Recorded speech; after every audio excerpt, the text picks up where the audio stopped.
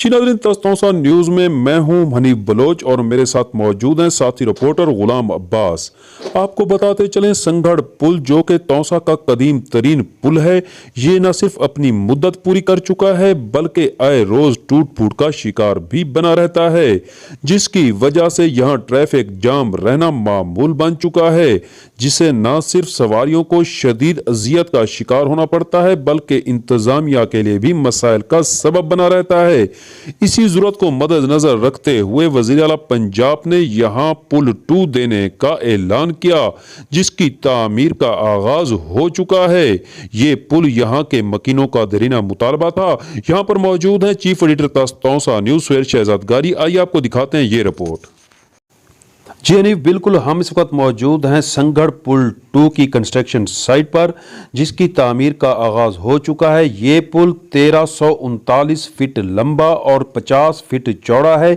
इस पर तकरीबन 70 करोड़ रुपए लागत आएगी और आपको बताते चलें, ये पुल तकरीबन 1.5 साल के अरसे में मुकम्मल किया जाएगा।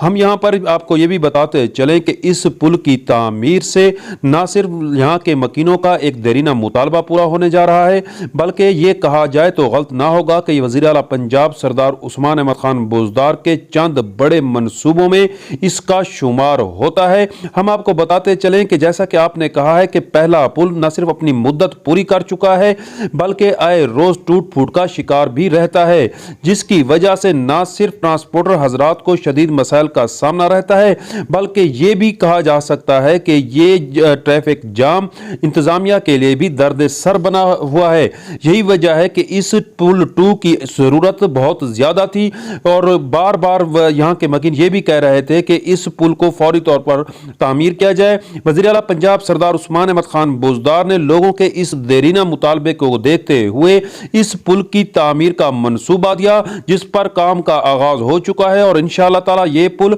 बहुत जल्द पाया तकमील को भी पहुंच जाएगा। कैमरामैन काजी जफर के साथ सुहेल शहजाद, तौसा न्यूज़, पुल संगढ़ 2, तौसा शरीफ।